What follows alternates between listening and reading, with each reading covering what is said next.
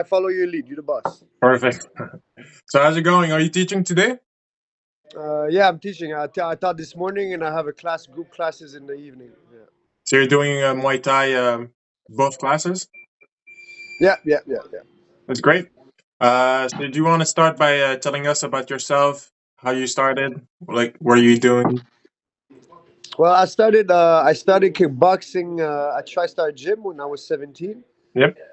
I started up with traditional kickboxing, like kicks above the belt, minimum of 8 kicks per round and this and that. Yep. But at one point, the coach of my coach, came back to Montreal, and it was Peter. You know Peter, we talked about him, right? Yep. Master And Peter. yeah, Master Peter, exactly. Yeah, maybe like 8 9 months after I started fighting. So he came back, and right away he took me under his arm, and he introduced me to Muay Thai. So after when he came into my life, all I cared about was Muay Thai, and I That's great. started fighting Muay Thai for him. And we went to Thailand together. I was 19 already. Only I was 19. Fought 4 or 5 times over there when I was a kid, and basically, I haven't stopped since. That's sweet. And basically you grew up in Montreal. Yeah. Grew up in Montreal in DG all my life. That's And sweet. now I opened up the gym in my neighborhood, so I'm very happy about that. Absolutely. Silver Tooth Gym. Yeah, Is it yeah, exactly. kickboxing, striking, or MMA with some jujitsu? No, we don't have jiu-jitsu yet. We're gonna have jiu-jitsu soon, but for now we're doing mainly boxing, kickboxing, and strength and conditioning. That's great. And you've been open for like a year and a half? Not even a year and a half, a year and a few months. Yeah. A year and a few months. That's great. Yeah. And did you did some sports when you were growing up or soccer? When I was growing up, Yeah, before 17. well, I always wanted to fight, but I always wanted to do karate, taekwondo, whatever. But I was already a bit of a troublesome kid, so my parents put me in the swimming lessons. That's great. A swimming lesson. That's what I did on my. I did a lot of swimming when I was a kid, a lot of skiing when I was in the winter, and basically that's it. And skateboarding and all of that, but I never was really a team sport type of guy. Okay. And did you have some friends already into karate or did you saw it in No, movies? I had my one of my cousins that I really he really influenced me into that path because I used to go to his house in the country and he had multiple trophies and he was doing spinning back kicks and playing with the nunchakus and all of that. So I was like, yo, this shit is crazy. So I wanted that. So he's the first one who really started to put that kind of idea in my head. Yeah. I love it. But besides that, with my friends, Yep. no, I didn't have anybody doing kickboxing or whatever. Okay. And when you started, were your parents like, "Oh, this is good for you"? No, never. No, not at all. No, no, no, no, No. no, no. I didn't have much support from my parents. No, like first job I ever had, my first paycheck, I went to the gym because they never wanted me to do kickboxing or boxing or whatever. I mean, So basically, I'm sorry. yeah, no, it's a great thing for kids. The Yeah, discipline it and is, but everything. they came from more of a academic background, more of scholars, and they really did not understand what the fascination was about hitting each other, people in the face. It's true. They did not, and they still don't get it. Really, they really don't. But I to each mean, his own, I guess. it's been 23 years, as you said. You've been Yeah, training, and I mean, now it's your life. You have a gym.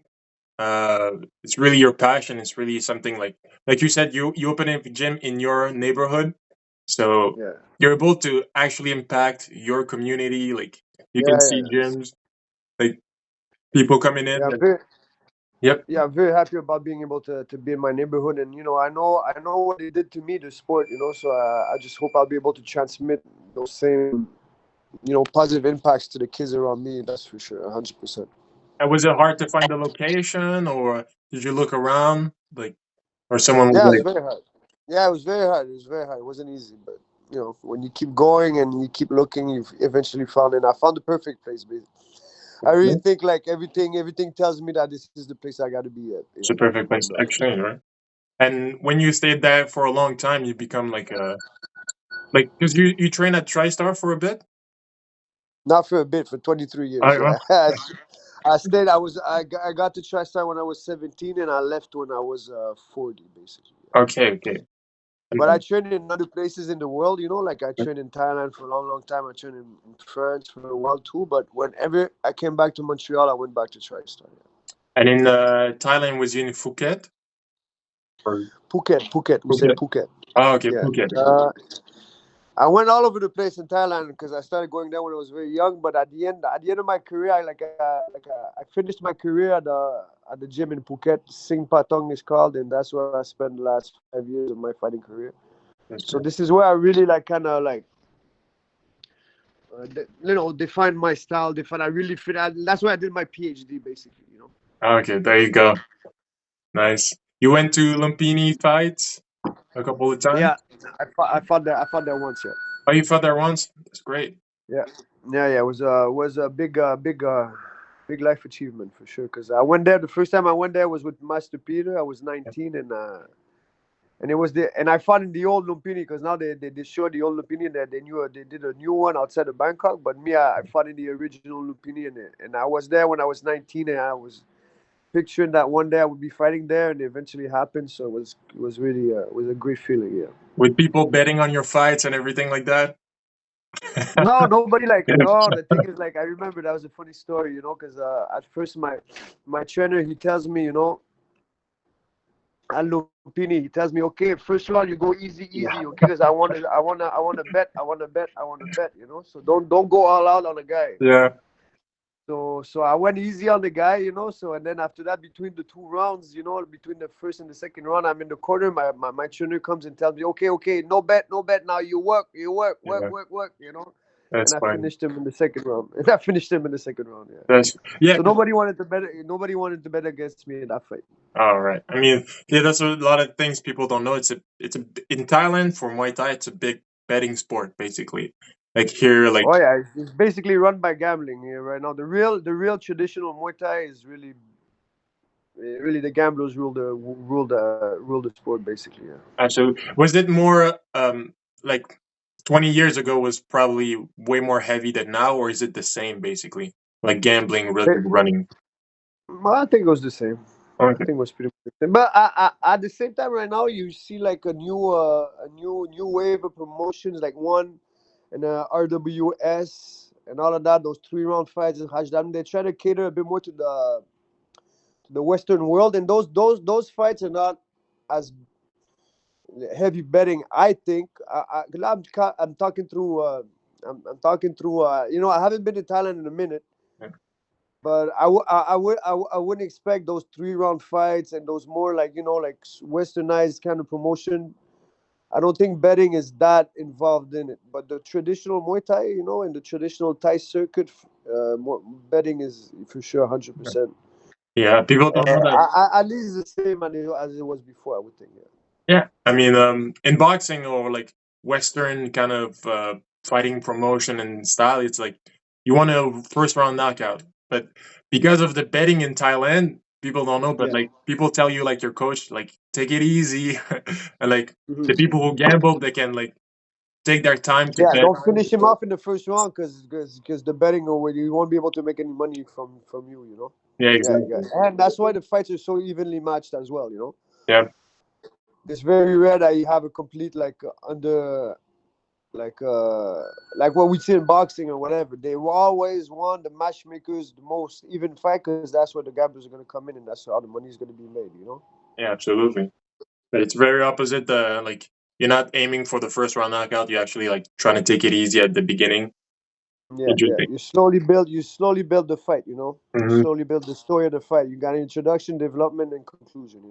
I just learned that the other day, like basically the traditional music that you hear is actually Mhm. ramping up, like the cadence. Yeah, I didn't know that. That's interesting. yeah, and even sometimes when the fight's slow and this and that, the when the referee or whatever did, and it was just weird too over there. Like I remember in my Lupini fights and the big fights, the referees they talk to you in the Oh, fight.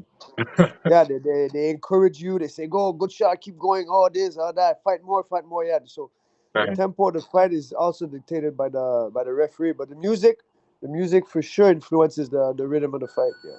I mean, it's very like because boxing doesn't kind of worldwide. MMA same thing, but Thailand is very like central to Muay Thai is very central to Thailand community.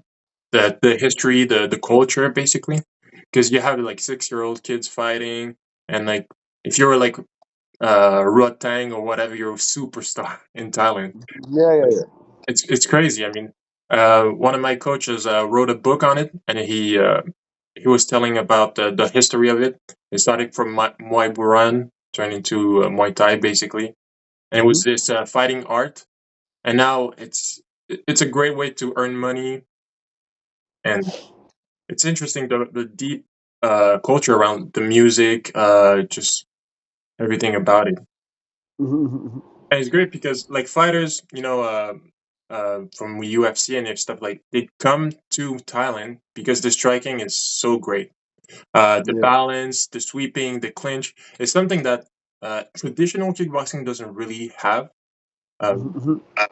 did you see like a great gap in the techniques when you went to Muay Thai? Oh yeah, because right now I do K1. Yeah, I don't know if you were aware that out in Quebec, Muay Thai is still illegal, but Yeah, I do K1 because I rather do that than nothing. But my real love is Muay Thai, and I find Muay Thai is the ultimate striking sport. Whether it be like the sweeps, the little in the clinch, the elbows, the knees, the inside work, the trips. Sorry, the boxing, the kneeing outside. The counters, the blocks, everything. There's nothing like Muay Thai for me. Like Muay Thai is the ultimate striking sport. No question about it. No question about it. Any other sport is a bit of a almost downgrade for me in terms yeah, of like skills involved and the whole like I don't know. There's nothing like Muay Thai in my opinion. yeah. They call it the art of 8 limbs. It's really Yeah. it's really because there's always a debate what's better, what's especially like back then, when MMA came in or stuff like that. Like we didn't know what's like sumo wrestler or karate was better.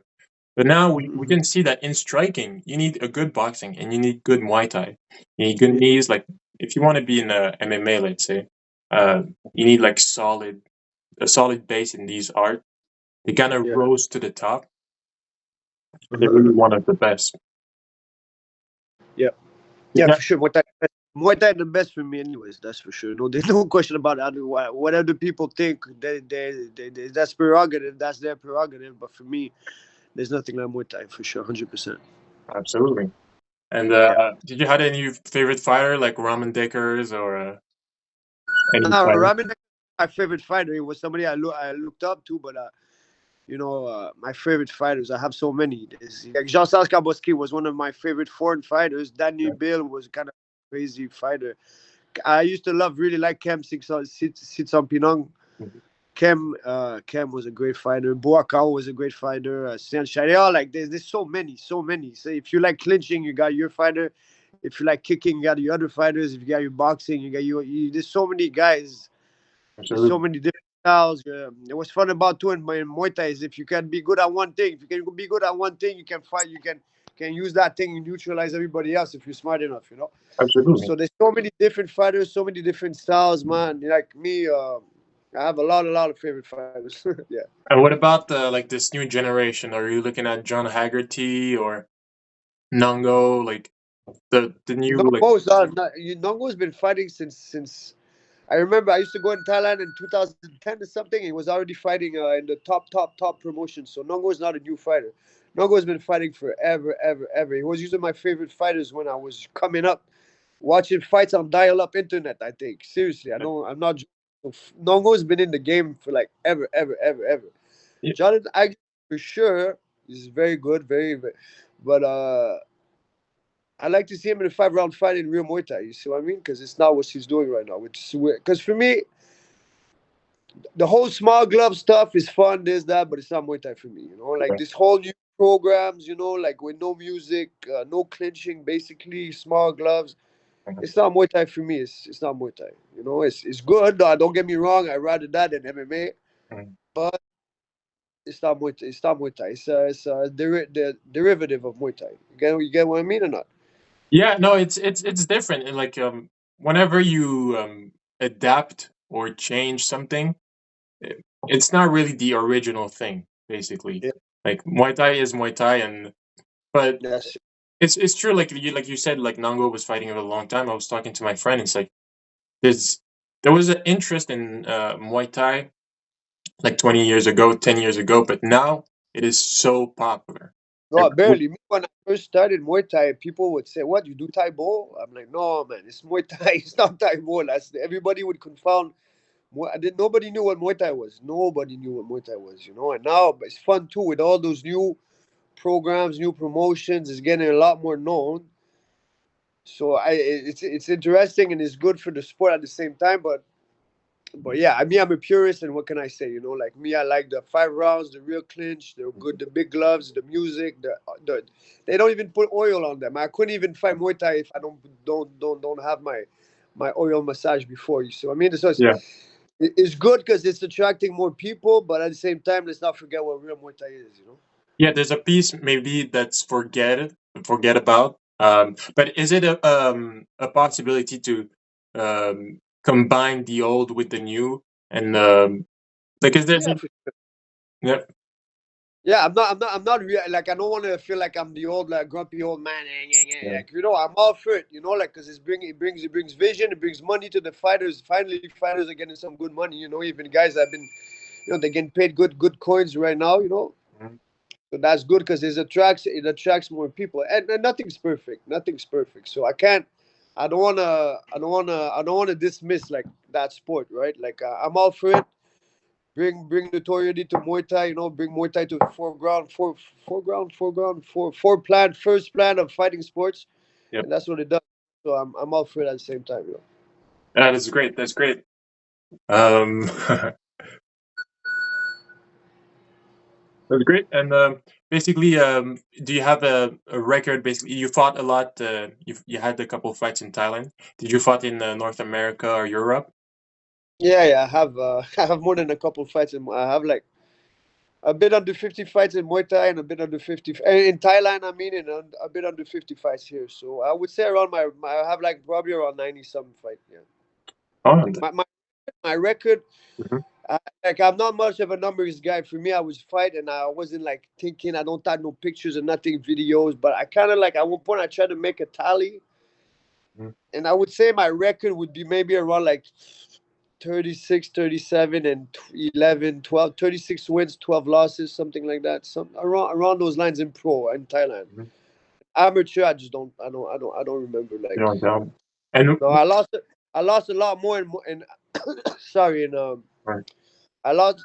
Sorry, I lost a lot more in Thailand than I did here. That's for sure. Like here, I look at amateur. Even in kickboxing, I think I never lost here in kickboxing. I lost in boxing, amateur, because I did a lot of amateur boxing. I did some Chinese boxing. I did some Muay Thai. I did some kickboxing. Yeah.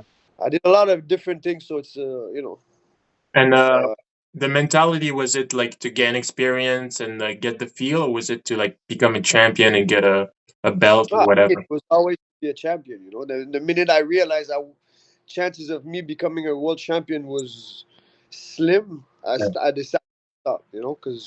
Because I'm not doing this for a pay job. To get paid. I didn't do it for money. I did it for the belts. And the minute you don't think you have many chances left to win the belt, in my opinion, you need to stop that sport because it's a hard sport to do just for a paycheck. You understand? Especially that sport, the paycheck is very, very low. So your business model is not too good. You Absolutely. just Like, got for the glory, for the recognition of your peers. yeah, I mean, someone can be very good, be like a champion, but he's getting old, or he can't compete at the top. Like John Wayne Parr, I think had his last fight maybe like pretty. I saw him fight. Was it Liam Harrison or stuff like that? No, he didn't fight Liam. He fought another guy, very tough guy, and he got whooped a bit recently, Mhm. right? Yeah, Yeah. but yeah, I mean, you can be the best. Like John Wayne Parr was just amazing at the top with over 100 fights and everything like that. But if he, like you said, like you don't do it for the money, but it takes a toll on you. All the hits, Uh, it's better to stop that sport too early than too late. That's for sure. exactly, because you have one brain basically, and you're taking damage over the years. It compounds basically, and like you said, it's better too early than too late. Yeah. I finished on the win, so I'm very happy on a big program in Paris. I finished on top, not on top, but I finished the way I wanted to finish. With a good win, and I have no regrets, no nothing. I did my best. I did what I could. I fought as much as I could. Train as hard as I could while I could, Yeah, and now I didn't achieve what I wanted to achieve. Obviously, I wish I could have said I was a world champion, but it is what it is. You keep going, and now I'm at my gym. I have my promotion. I help young fighters, and hopefully they're gonna become world champion. that's great. That's all I could do. I'm at peace with my career. I'm happy what I did. I know every fight I had Mm. was exciting. I never got whooped. I never got and everybody loved me. Win lose, my fights were crazy. People loved it. So basically, at the end, that's what's important too, right? Absolutely. And you had 'cause sometimes it's difficult to find the training partners your weight or your experience. You always had a crew for your fight camps and everything like that. I'm sorry. So it's always it might be sometimes an issue to find the training partners your weight. Here in Montreal, it was here in Montreal because me, I was a skinny little. I was fighting at 125, so here it's hard to find. But in Thailand, it was. In Thailand wasn't hard. We had our gang. We were training. I was training with champions, world champ, Lumpini champions, and and I was getting whooped every day I was there. So Yeah, it wasn't hard over there to find. Here wasn't a bit more. It was a bit more complicated for sure. yeah, Even just to hold pads properly and to have somebody train you and all of that, like it was very hard. So that's why, my pro career, I decided I went to Thailand, and most of my pro fights I did in Thailand, right? okay. Because you can find like partners over there, and But you don't find partners. You have your gym, and then your gym, all your partners are there. So let's it's say 7 days a week. You're there more than yeah. You see them a lot. You're there every day for 6 days. You know, yeah. It really becomes a family. It that's really great. becomes a And yeah. while you're doing your whole career, like did you had a job and like you were supporting yourself? You went to Well, yeah, school? I had to. I was lucky. I was lucky for, like here. We are here. I was working, fighting, going to school.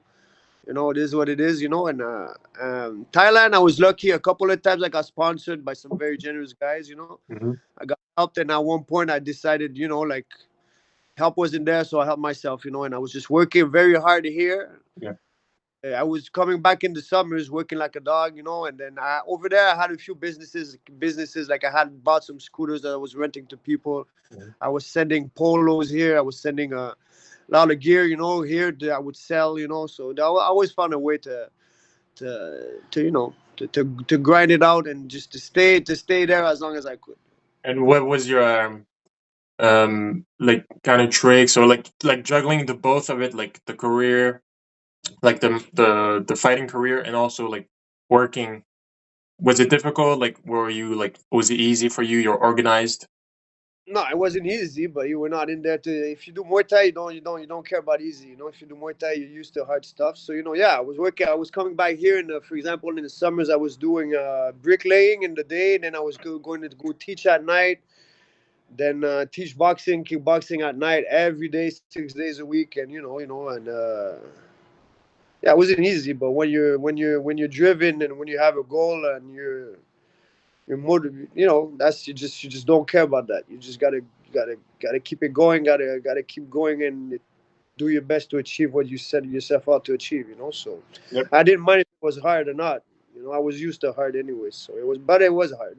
Yeah, and like now you can make a career out of it. You have the gym, the promotion, but it's starting out since it doesn't pay like that. You gotta have a job. I mean, even the best guy today, you know, they have like second job or whatever. Like Yeah, if you're starting out. yeah. That's it. But that's life. We're not here to. If you want to do easy things, man, you're not in the good sport. You're wrong. You chose the wrong path. That's for sure. Because boxers, we used to hard stuff. So that's the sport we do is hard. So after that, that's what I say. Once you do what we do, everything else is easy after that. Exactly. I mean, otherwise you have sponsors, but it's not that easy to get, and like you need a name. You're lucky, obviously. You're lucky. I was lucky. I had a few sponsors helping me out, but don't count on that. You Uh, just gotta count on yourself. Just count on yourself. And if you when you work hard and people see you work hard and all of that, then they want to help you out. But if they see you just waiting for sponsorships, nothing's gonna happen. The Absolutely. sponsorship I got because people saw me working the way I was working, and they decided I deserved some help. Basically, right? Great. So at the same time, you got to work for the sponsorships. Yeah. Also, it's a win-win relationship, basically. But nothing's free in life, buddy. No, Don't expect free to fall on your lap. Just you work hard, create your luck, make your luck. Those who work hard usually have luck on their side. yeah, exactly. The harder you work, the luckier you are, That's it. and that's great. And when you are fighting, like what, like you said, like if you have something, you can counter most people. Like if you really have a really good clinch, you can like kind of go really far. What was your thing that like you were really good at? Like, were you fat? Were you strong? Me, it was pressure, man. Pressure, pressure. I was a pressure fighter, very but smart pressure, not just walking forward and hitting. But I like to think, I was a smart pressure fighter. I was strong physically. I was hurting people, like I would hurt people, like my everything I threw was hard. I had good boxing, good low kicks, good knees, good elbows. Like nothing like great, but everything okay, everything good, but it was just strong and a very strong will. I wouldn't back up for nobody ever. I wasn't scared of nothing. Just So walk it. that's what I was just walk forward, pressure, and usually guys would crumble. A lot of times. I won a lot more fights by KO than by decision. That's for sure. Okay. So like counterpunch or like making the guy make mistakes, and then you can capitalize on that. Basically, as you put the pressure, they Yeah, start. pressure the guy, pressure. Guys would just. I have obviously a couple of one hit knockouts, but a lot of times just the ref would stop it because the guy couldn't sustain the pressure I would put on him. And what was your hardest fight? Like a guy who was able to control that pressure or something, keep you at a distance. Like your hardest. Hardest fight. I had a lot of hard fights. Yeah, I remember one fight. It wasn't even that hard, but I got that. That's the only fight I got really completely ridiculed almost. But I was 19. I was in Thailand. I was up north with the best guys, Mhm. and I think I didn't block one of his kicks, and I didn't score one kick the whole fight. He's just playing with me. That's crazy. You froze for a little bit. Hello, I lost you. Are you Yeah, there? you're there. Perfect. You heard me? What was the last thing you heard from me? Yeah, you didn't score 1 point, no one leg kick. Yeah, and then the guy, and then at the end I remember, and then at the end I remember, fifth round I went crazy and I cut him with an elbow and I was trying, and then and then after the fact I realized, the guy could have killed me whenever he wanted me, man, but he didn't do it Yeah, because that's how they are over there, right? yeah, And me I went out fifth round throwing elbows like a nut trying to knock him, yep, right? So I was kind of like, I almost felt bad at the end because I'm sure he could have knocked me out whenever he wanted to, but that's how they are over there. yeah. They just want you to live another day and go to the office and winning on points is good. They don't need to knock everybody out all the time and scream they're so happy they knock the guy out. It never happens like that in Thailand. Oh. They're very humble in victory and in defeat. And then I realized I cut him with an elbow when I had no chance of winning him. But that's how it is. You learn the rules of the game that are played over there are very different here than here. Very very different. And And what? I had another big very very tough fight one time. I did a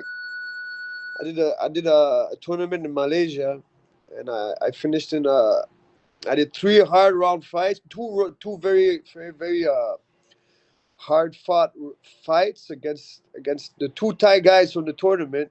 Yeah, And then my opponent in the final went up was the guy, was the boys promoter.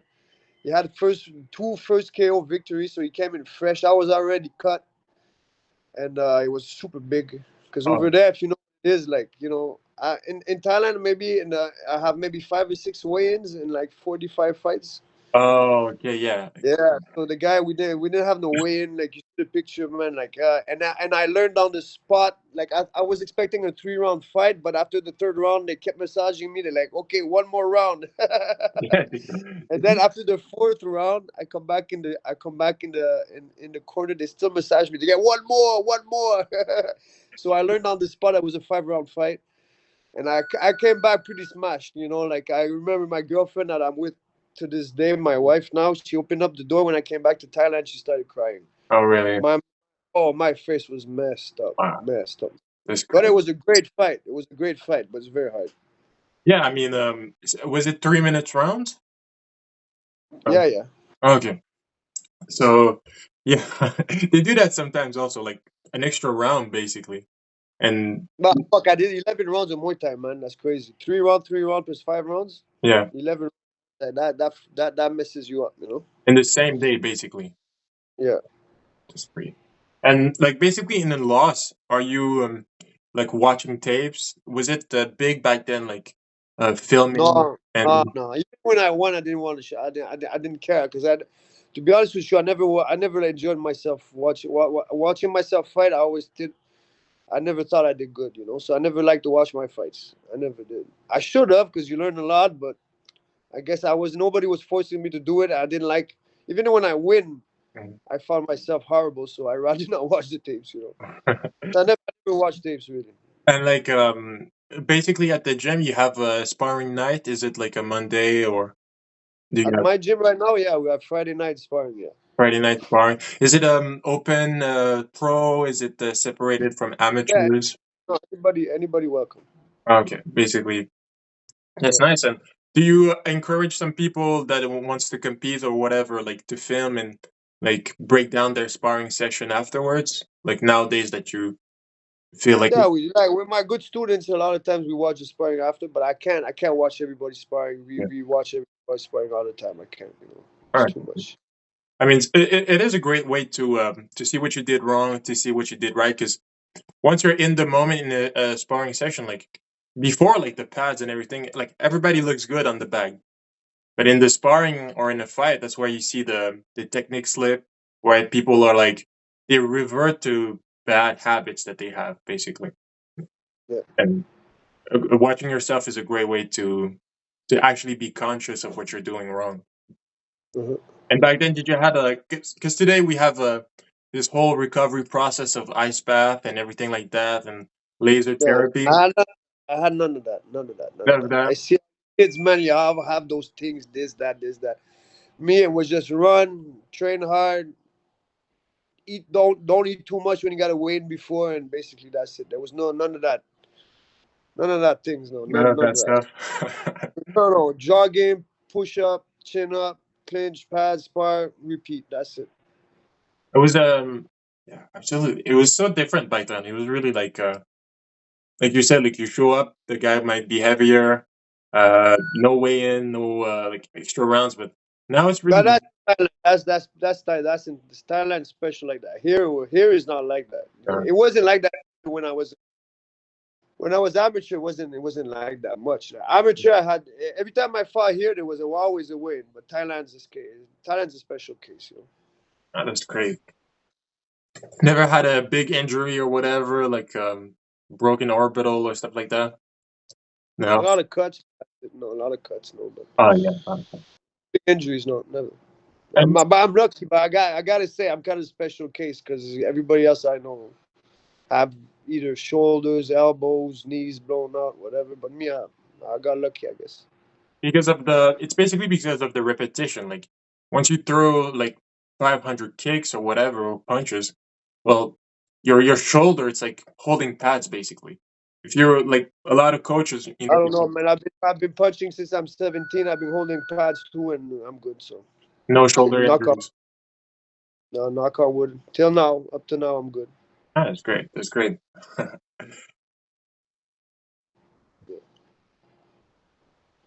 Uh, you said something about